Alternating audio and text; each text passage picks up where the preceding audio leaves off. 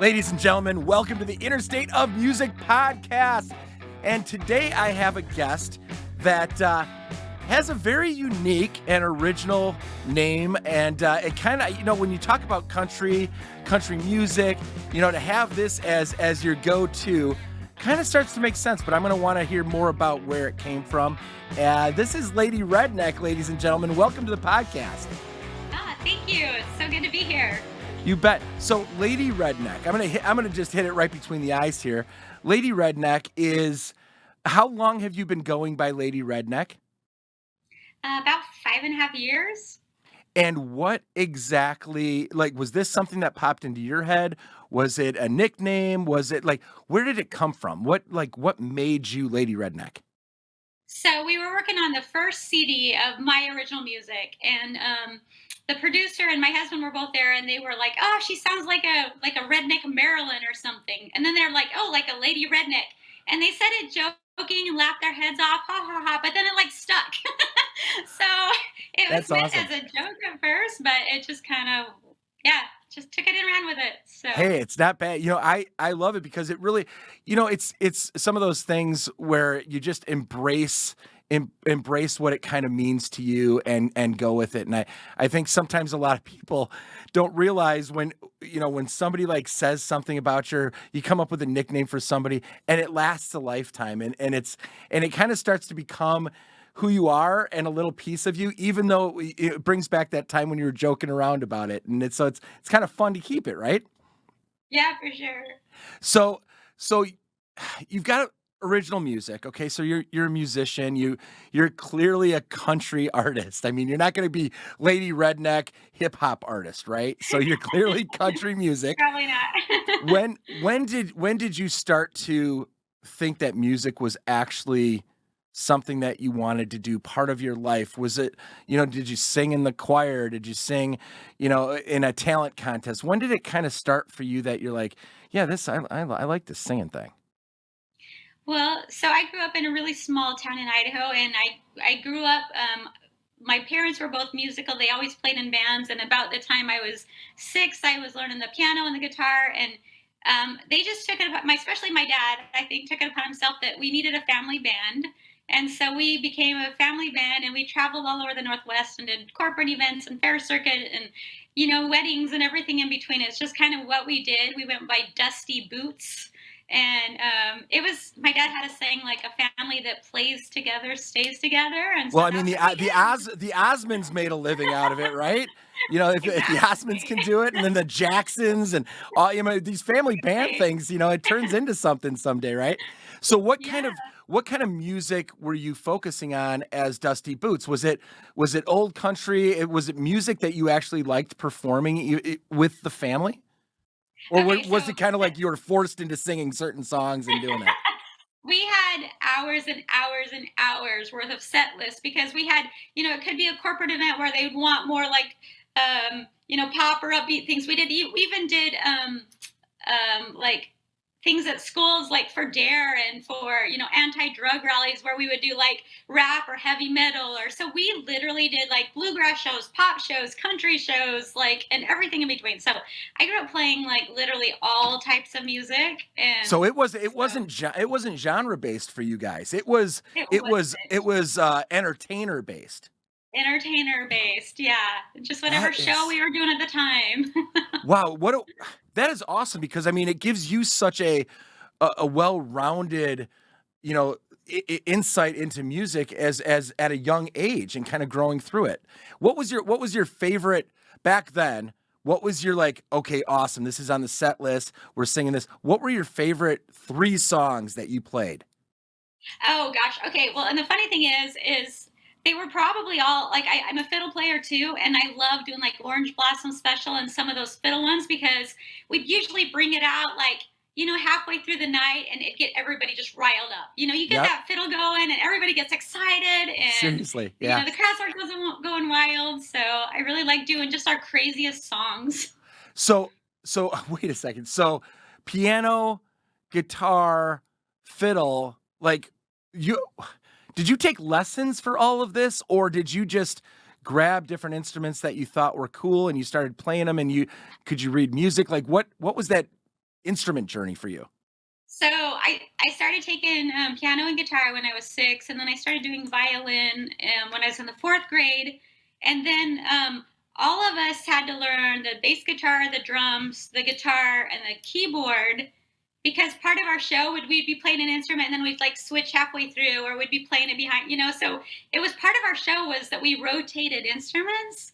And so it was just kind of so I grew up playing a lot of, but like the fiddle was my specialty and like the mandolin and stuff. So those were kind of like my set there. But yeah, so we all just knew all those other instruments. Like it was just kind of And what you we just, did. I mean, you just picked them up and learned from each other. It sounds like Yeah, yeah, pretty much. that's And then in college, unbelievable. I played bass guitar for an alternative rock band, and that was really fun. So I got a little crazy, a little more crazy bass then. But So when you went to college, was it in Idaho? Was it in Texas? Like yeah, where did you? It was in Idaho. yeah, yep. So I so was where in do you? Idaho. So you're in Texas now, though. I'm in Texas now. Yeah. Oh, Yep. okay. All right. Okay. So when did you up and move from Idaho? At what point did you like make that move to Texas? How did you get to Texas? Well, let's see. And don't say an airplane. You can't say an airplane. No, it wasn't everybody.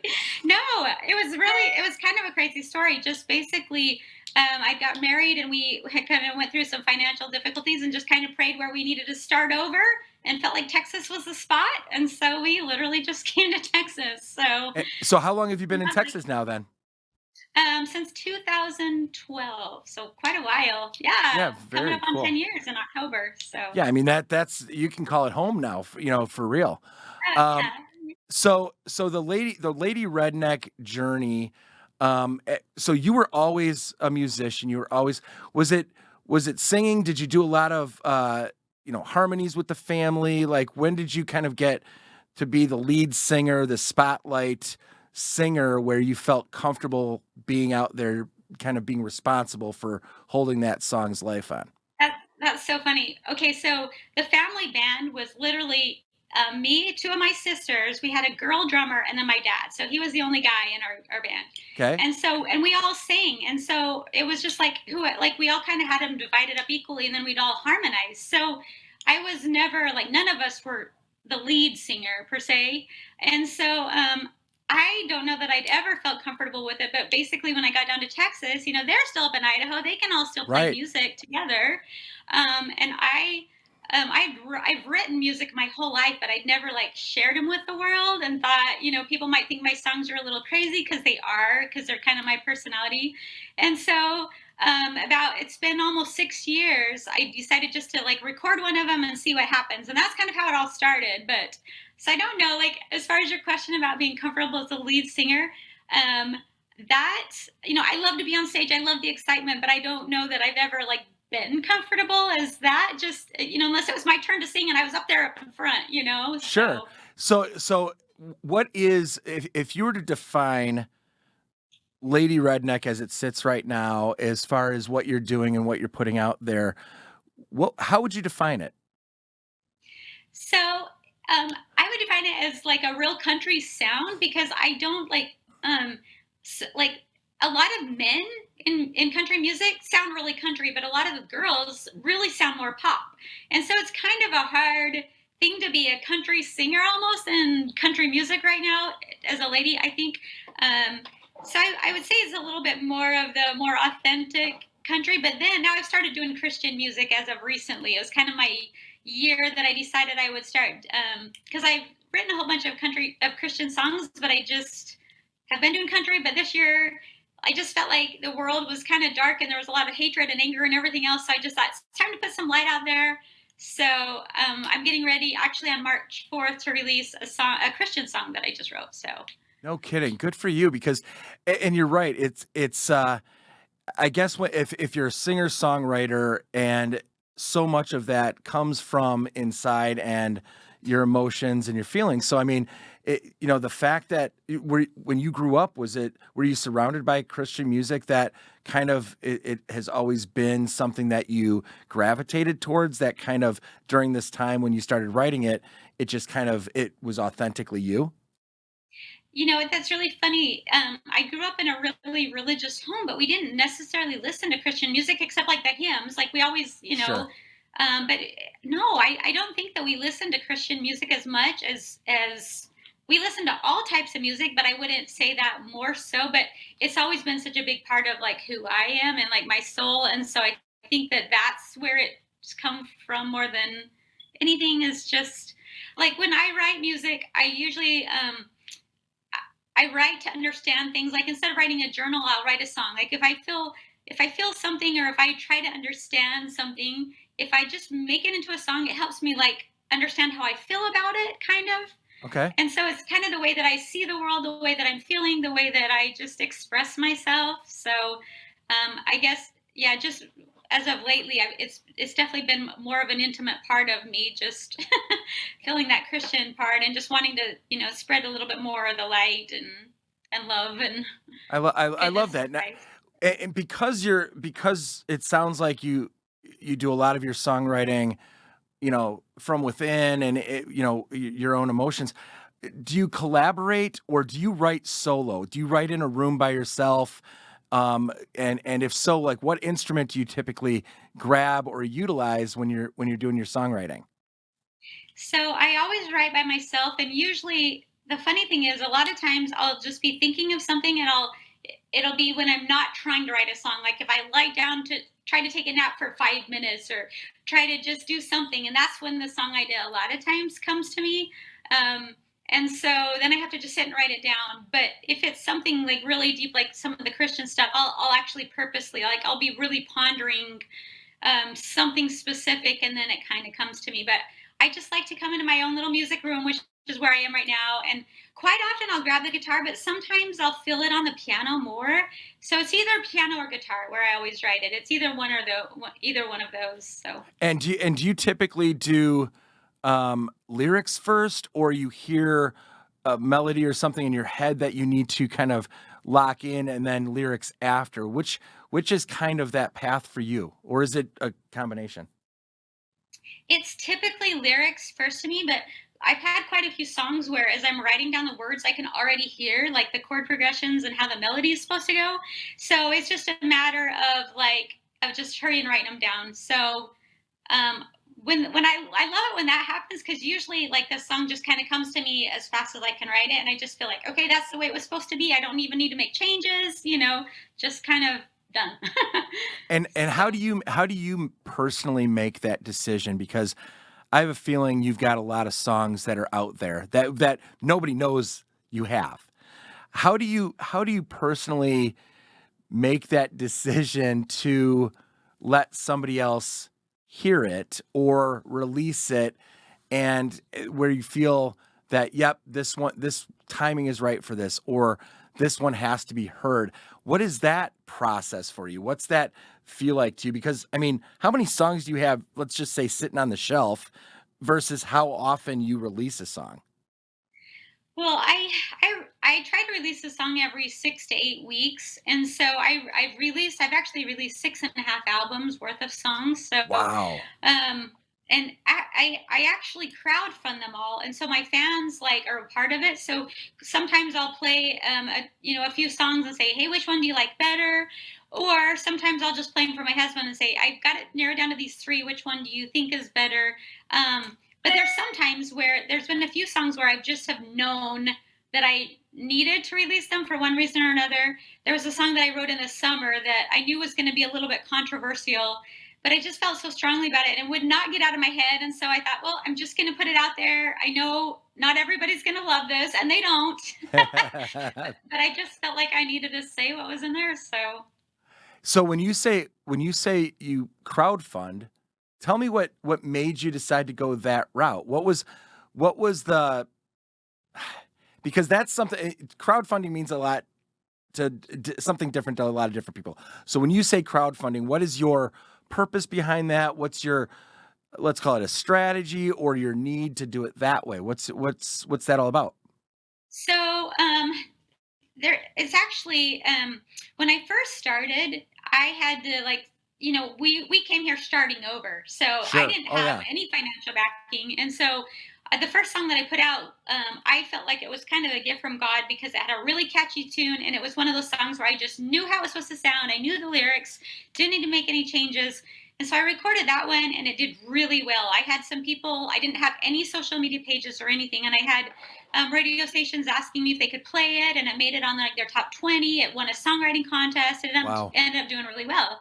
And so so it kind of kicked things off for me. And then I had saved up and recorded a couple more. And then I realized if I wanted to keep doing this, and I'm also a mother. So like, I've got, a family to take care of. So I was like, I needed to, so that was really the only way that I could do it. And so Yeah. I started crowdfunding, but it's been really, really good for me because it lets like fans actually be a part of my music. Like the Yep. people that donate, I put their name on the back of my CD, like Oh, special cool. thanks to. So like they, in all reality, they're a huge part of it. And so I think it makes them more invested in what I'm doing, and it makes them like They're your I'll let them, label. They're your yeah, label.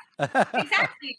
Yeah. Yeah, and I'll have them like I'll do a music video and I'll have them all send their pictures in, or I'll have a Oh, cool. contest where they can design my next T-shirt, or so they're so they're more of a part of it. So I love that because I think social media can be used in so many different ways, but when you start to incorporate, because they're fans. So clearly yeah, they want to see you succeed. Your music is connecting to them in some fashion. So I mean, when you put something out there like crowdfunding for that purpose, they don't have to give you money. I mean, it's up to yeah, them. So if they're going to support it and they want to be part of that, I think that's amazing. I think it's great. I love that. Because it's so much better than just going out there and doing it for a company that is going to try to market it and make money off of it. You're kind of selling yourself off to yeah. that. This way, you're kind of maintaining control of your own personal brand, your own music, and letting people appreciate it and realize that they're helping you do that. Yeah, exactly. And I have been approached by a few labels now, but I just like I love like just what you said. I've got flexibility now. I can release crazy songs and then I can release a Christian song, and I can, I have the flexibility to do. And so it's been a huge blessing, and I love that they're a part of it too. It makes it feel like it's more of a group effort, and Yeah, it's I like it's it it's kind that of like way.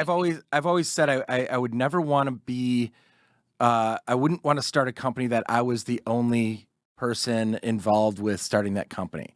I've always said I do better if I'm part of something with others.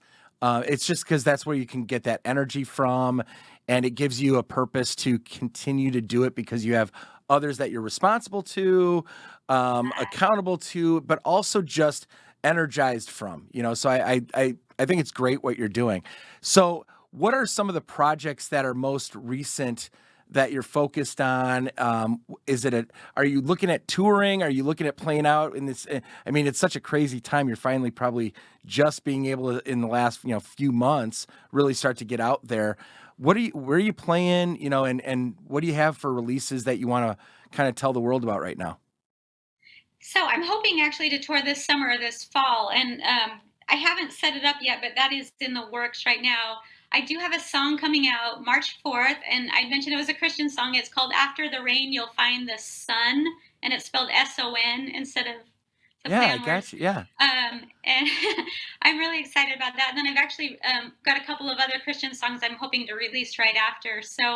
Um, so that's been taking up a lot of just time and energy. And then I also have written a couple of courses. One is a crowdfunding course just to help other musicians like kind of figure out what I've done and hopefully help them to be successful as well.